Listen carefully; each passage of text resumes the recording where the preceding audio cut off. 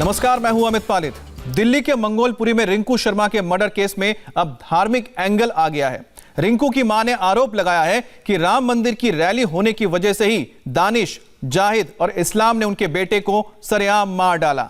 हालांकि पुलिस अभी इस हत्या में किसी धार्मिक एंगल से इनकार कर रही है।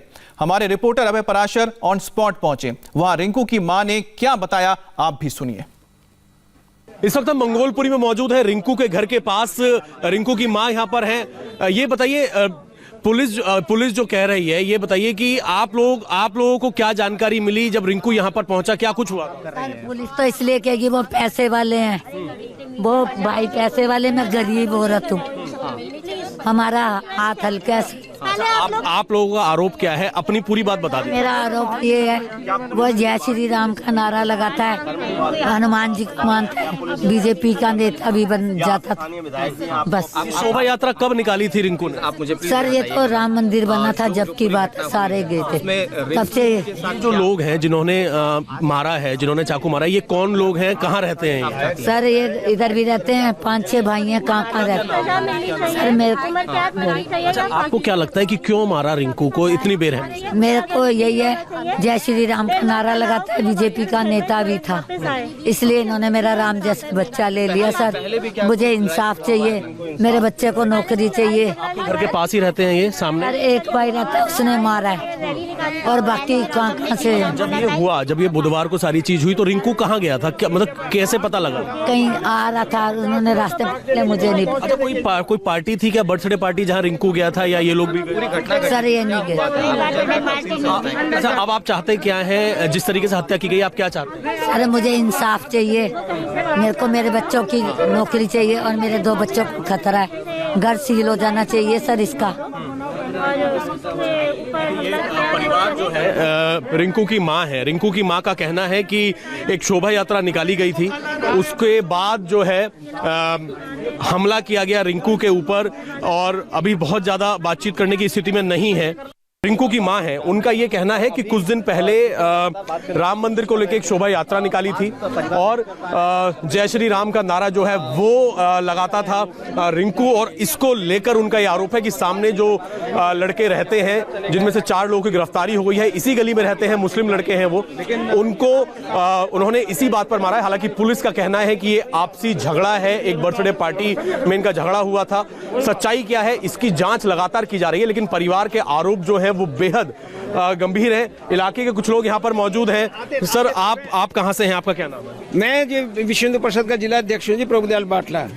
और यहाँ के बारे में आपको जानकारी क्या मिली कि बुधवार को कैसे ये हत्या हुई, क्या जानकारी? ये जो है देखा जाए तो रूट कॉज इसका 5 अगस्त का मिलेगा। 5 अगस्त को जिस समय अयोध्या के अंदर मोदी जी ने भूमि पूजन किया था, तो उसके बाद में यहाँ निकाला गया था शोभा यात्रा। शोभा यात्रा से इनकी जो कहते हैं दिल के ऊपर पता नहीं क्या क्या सुली। उसके बाद में ये श्री राम के नारा लगाते हैं तो इनके पीछे पड़ जाते हैं। ये तभी से चला आ रहा है। और उसके बाद में ये मंगलवार को क्या हनुमान चालीसा चलते हैं, इनको हनुमान चालीसा की आवाज से क्या कहते हैं नफरत होने लग पड़ती है। और ये कितनी बार ये झगड़ चुके हैं आपस में। और फिर बाद में 11:30 बजे रात को 11:30 बजे जब लोग सो रहे होते हैं, तो ये सारी प्लानिंग करके आते हैं 3-4। अच्छा, ये बताइए कि परिवार का तो यही आरोप है जो आप बता रहे हैं, पुलिस का कहना है कि एक बर्थडे पार्टी थी, वहां पर ये झगड़ा हुआ। ये पुलिस बिल्कुल बकवास करते हैं, ये बिल्कुल बकवास करते ये उसी रात को क्या कहते हैं चौराहे पर ही है जो कुछ आपस में बातें हो रही थी, ये लोग भी थे और कुछ और भी थे। और उसके अंदर ये तुम्हारा रिंकू था ना, कहते हैं इसका मनु था, उनका इनके परिवार को कोई बंदा ही नहीं था, लेकिन उनको ये था कि श्री राम करने वाले ये हैं, तो ये जो कहते हैं टारगेट बनाया जाए। जो हिंदू परिवार के हिंदू के बारे में ज्यादा सोचता है, जो ज्यादा करता है। पूरी घटना मैं आपको बता दूं, ये रिंकू का घर है, ये आप देख सकते हैं। यहाँ पर फिलहाल जो रिंकू का परिवार है, उनकी माँ जो है, उनकी हालत अभी ठीक नहीं है, वो अंदर चले गए हैं। रिंकू की मां से हमने बात की, उनका ये आरोप है कि राम मंदिर को लेकर जो शोभा यात्रा निकाली गई, जय श्री राम का नारा लगाता था रिंकू, और यही वजह झगड़े की जो है, ये रिंकू की मां बता रही हैं। और जो आरोपी जो पक्ष है, आरोपी पक्ष का घर एक बार मैं आपको तस्वीरों में दिखा दूं, घर के पास ही थोड़ी सी दूर पर फिलहाल जहां पर ये एसी लगा हुआ है, ये आरोपी पक्ष है। और पुलिस का हालांकि ये कहना है कि ये एक आपसी रंजिश है, लेकिन परिवार के आरोप बेहद गंभीर हैं। परिवार का ये कहना है कि जो शोभा यात्रा निकाली गई थी तभी से उनको टारगेट किया जा रहा था। और बुधवार को भी यही हुआ कि रिंकू जब अपने घर में था उसी दौरान ये भीड़ वहां पर पहुंची, जो सामने ही ये लड़के रहते हैं। अब 4 जो लड़के हैं उनकी गिरफ्तारी हो गई है, 4 आरोपियों को पुलिस ने गिरफ्तार कर लिया है, पूरे मामले की तफ्तीश चल रही है। लेकिन सवाल बहुत सारे खड़े हो रहे हैं कि जिस तरीके से ये हत्या को अंजाम दिया गया और जो परिवार के आरोप हैं उसको लेकर अब पुलिस भी तफ्तीश कर रही है। और इलाके के लोगों का भी ये कहना है कि इस घटना को एक सोची समझी साजिश के तहत अंजाम दिया गया है। पुलिस में दर्ज एफआईआर में रिंकू के भाई ने क्या बताया है, यह भी हम आपको बताते हैं। रिंकू के भाई के मुताबिक नसरुद्दीन, इस्लाम, मेहताब, जाहिद का उनके परिवार के साथ दशहरे पर राम मंदिर पार्क में प्रोग्राम को लेकर कहासुनी हो गई थी। उसी दिन से ये लोग गली से आते जाते क्या कहते थे, कभी ना कभी तुम्हें देख लेंगे। नसरुद्दीन 10 फरवरी की रात को करीब 10:30 बजे इस्लाम, मेहताब, जाहिद के साथ उनके घर में पहुंचता है और सामने गली में आ जाता है। नसरुद्दीन, मेहताब, जाहिद के हाथ में डंडे थे, मेहताब के हाथ में चाकू था। इन्होंने मेरे भाई रिंकू शर्मा के साथ गाली गलौज शुरू कर दी। जब मैंने मना किया तो इस्लाम ने आकर एकदम मेरे भाई का गला पकड़ लिया। मेहताब ने रिंकू के कमर की तरफ जान से मारने की धमकी दी और नियत से चाकू भी मार दिया। जबकि रिंकू का दोस्त आकाश बीच में बचाव के लिए पहुंचा तो नसरुद्दीन, इस्लाम और मेहताब और जाहिद ने उसे लात, घूंस और डंडों से उस पर हमला कर दिया, उसे भगा दिया। पुलिस ने चारों आरोपियों को गिरफ्तार कर लिया है और अलग अलग धाराओं के तहत केस भी दर्ज किया है। पुलिस ने हत्या की कोशिश के आरोप में आईपीसी की धारा 307 के तहत केस दर्ज किया है।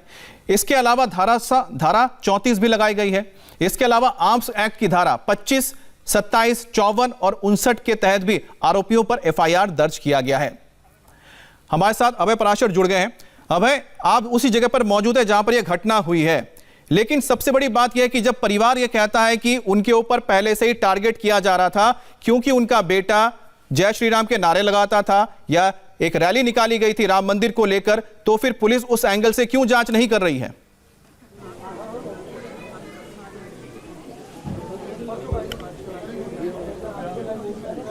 अबे, आपको आवाज मिल रही है? हम फिर जी अमित, अपना सवाल दोहराइए अमित। अभय, जब परिवार यह कह रहा है कि श्री राम के नारे लगाने की वजह से और साथ ही साथ क्योंकि रैली निकाली गई थी राम मंदिर को लेकर, उसके वजह से एक परिवार ने उन पर अटैक किया, पहले भी लगातार उन पर इस तरह से तंज कसा करते थे, तो पुलिस उस एंगल से भी जांच क्यों नहीं कर रही है? देखिए, पुलिस सभी एंगल से जांच कर रही है। परिवार के जो आरोप हैं उन एंगल से भी जांच की जा रही है क्योंकि एफआईआर में ये सारी बातें लिखी हुई हैं। एफआईआर के अंदर लिखा हुआ है कि जो यात्रा निकाली गई थी उसको लेकर भी ये जो पूरी जो वारदात है उसको अंजाम दिया गया है। कुछ परिवार और आस पड़ोस के लोग इस वक्त यहाँ पर मौजूद हैं। हमने मां से बात की।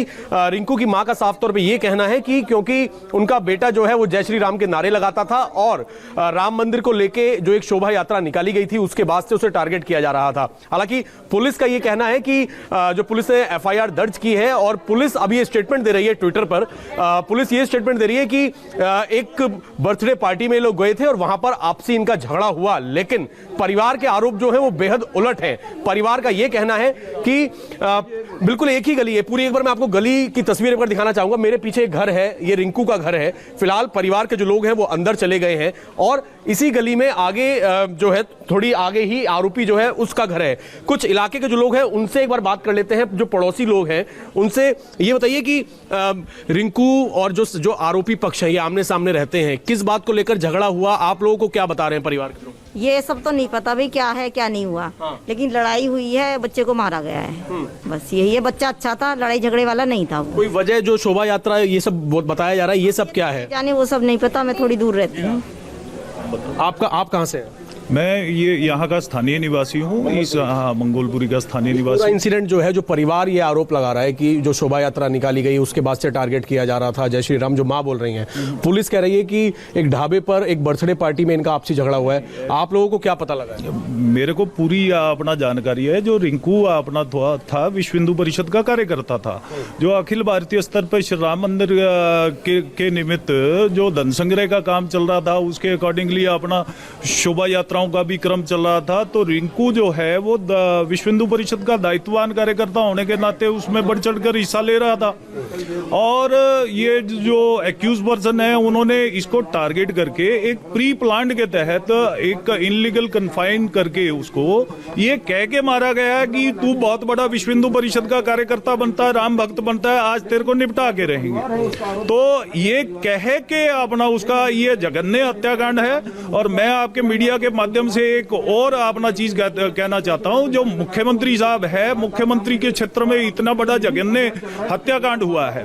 एक अपना मुख्यमंत्री जी अपना इतनी दूर दूर जाके अपना किसी यदि उत्तर प्रदेश भी वगैरह जाके या दूर दूर जाके अपना परिवार को अपना संतावना देते हैं, यहाँ उनके अपना क्षेत्र में उनकी अपना राजधानी में इतना जघन्य हत्याकांड हुआ है और मुख्यमंत्री तो क्या उसका एक भी प्रतिनिधि यहाँ पे नहीं आया। देखिए, स्थानीय लोगों का ये कहना है कि विश्व हिंदू परिषद जो है उससे जुड़ा हुआ था रिंकू, और इसी के चलते जो राम मंदिर को लेकर जो शोभा यात्रा यहाँ पर निकाली गई इलाके में उसमें भाग लेता था। ऐसा इलाके के लोगों का और परिवार के लोगों का ये दावा है, परिवार का भी यही दावा है, रिंकू की मां का और उनके भाई जो है उनका यही दावा है कि इसी वजह से टारगेट करके मारा गया है। हालांकि पुलिस की तफ्तीश जो है हर एंगल से जारी है। जो आरोपी परिवार है अमित के बारे मामले में अब तक गिरफ्तार कर लिए गए हैं, एक दो और ऐसे लोग हैं जिनकी तलाश की जा रही है। जी अबे वहां पर जो लोग मौजूद हैं उनसे जरा पूछिए, जो आरोपी परिवार है वही वहां पर रहता है, उनके बारे में जरा पूछिए कि उनका किस तरह का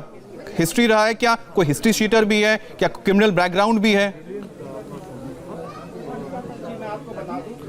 देखिए, बिल्कुल इलाके के लोगों से एक बार बात कर लेते हैं। जो आरोपी पक्ष है वो इस गली में ही रहता है, उसके बारे में कोई जानकारी आप लोगों को मिली है? उसका बैकग्राउंड क्या है? बैकग्राउंड आपराधिक किस्म का बैकग्राउंड है, वो पुलिस का मुखबिर था और यहाँ पे ऑर्गेनाइज क्राइम करने वाले जो स्थानीय स्तर पे सट्टा कारोबारी हैं उनके साथ कहीं ना कहीं वो अपना उसका ताजुद्दीन करके अपना जो इसका मास्टरमाइंड है और जिसने कॉन्स्पिरेसी करके ये जघन्य हत्याकांड करवाया है, ताजुद्दीन जो है वो पुलिस का मुखबिर था और यहाँ मंगोलपुरी में ऑर्गेनाइज क्रिमिनल के साथ मिलके अपना आपराधिक कार्य में संलिप्त था।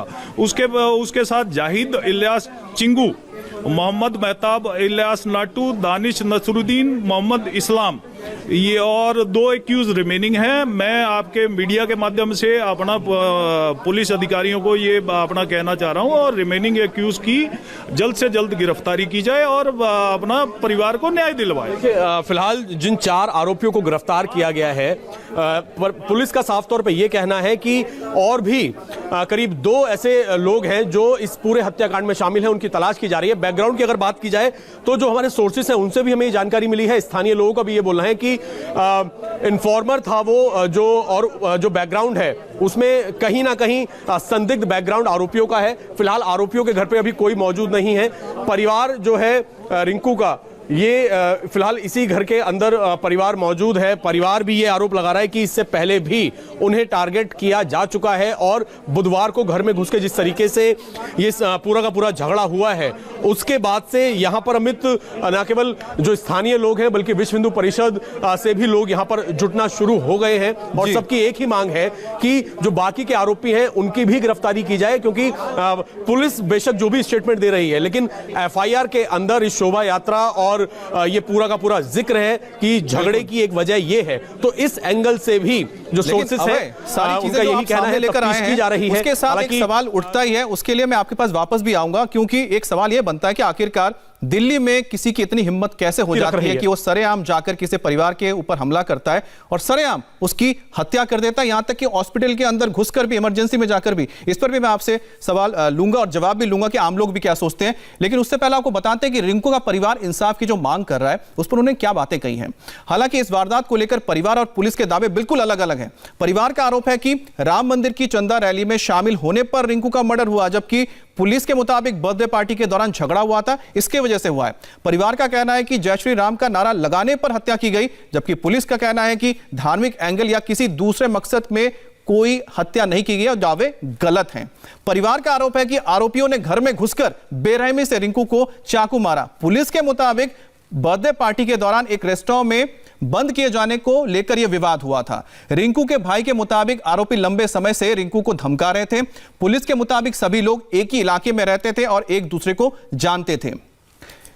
अभय, जिस तरह से पुलिस ये दावा कर रही है कि बर्थडे पार्टी के दौरान ये सारी चीजें हुई थी, लेकिन बड़ा सवाल यही उठता है कि इतनी हिम्मत कैसे हो जाती है कि सरेआम कोई किसी के परिवार पर जाके हमला करता है और जाके उसको मौत के घाट उतार देता है। और सबसे बड़ी बात, इमरजेंसी में भी जाकर उस पर हमला किया जाता है। इस पर आपके पास क्या जानकारी है, पुलिस क्या कहती है और लोग क्या कहते हैं वहां के?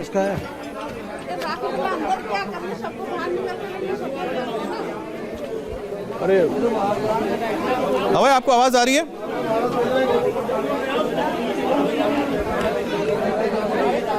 हाँ अभय, आपको आवाज मिल रही है मेरी? वहां पर शोर शराबा बहुत ज्यादा, इस वजह से हो सकता है कि अभय को मेरी आवाज ना जा रही हो, लेकिन फिर से हम अभय से जुड़ेंगे क्योंकि अभय बिल्कुल रिंकू के घर के बाहर मौजूद है। और अब तक जो वहां पर लोगों ने बातें कही, उनका कहना है कि जो रिंकू शर्मा था वो लड़का बहुत ही, कहा जाता है कि सहज था, यानी उसका कोई भी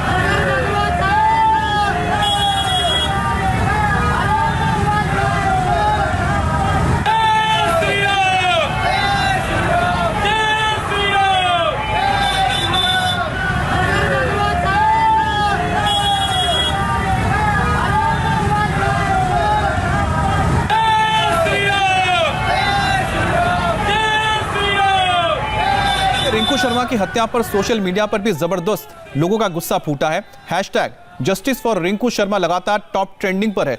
करीब 4 लाख से ज्यादा ट्वीट किए जा चुके हैं महज 3 घंटे के अंदर। और आम लोगों से लेकर नेता हो या फिर बॉलीवुड की सेलिब्रिटीज हैं, उन्होंने भी अपना गुस्सा जाहिर किया है। कौन कौन है जिन्होंने ट्वीट किया, आपको बताते हैं। बीजेपी के नेता कपिल मिश्रा ने इस पर एक वीडियो जारी किया और साथ ही ट्वीट में लिखा है, अगर रिंकू का नाम रेहान होता तो हर नेता उसके दरवाजे पर होता। रिंकू शर्मा जी की हत्या दिल्ली में ऐसा पहला अपराध नहीं है। अंकित सक्सेना, ध्रुव त्यागी, डॉक्टर नारंग, राहुल, अंकित शर्मा, सबको ऐसे ही मारा गया, आखिर क्यों? Hashtag justice for Rinku Sharma. अब बीजेपी नेता संबित पात्रा ने भी ट्वीट कर रिंकू शर्मा को श्रद्धांजलि दी और साथ ही लिखा, जय श्री राम। इसके साथ ही साध्वी प्राची ने भी रिंकू शर्मा की हत्या पर तीखी प्रतिक्रिया दी है। साध्वी प्राची ने लिखा है, कल ये हर एक हिंदू के घर में होगा, जागो हिंदू। वहीं बॉलीवुड एक्ट्रेस कंगना रनौत ने भी अपना गुस्सा जाहिर किया और उन्होंने रिंकू के पिता का वीडियो पोस्ट किया है। रिंकू के पिता के दर्द को महसूस कीजिए और अपने परिवार और बच्चों के बारे में सोचिए। एक और दिन, एक और हिंदू की लिंचिंग सिर्फ जय श्री राम कहने के लिए। तो ये कुछ वो सेलिब्रिटीज हैं जिन्होंने अपना गुस्सा जाहिर किया सोशल मीडिया पर। हम एक बार फिर से लौटेंगे अभय के पास, जो इस वक्त मंगोलपुरी में ठीक रिंकू शर्मा के घर के बाहर मौजूद है। उनसे और भी जानेंगे इस घटना के बारे में, लेकिन ब्रेक पर जाने से पहले आपको बता दें कि आज इंडिया टीवी पर आपके लिए क्या खास है। सुबह 12:30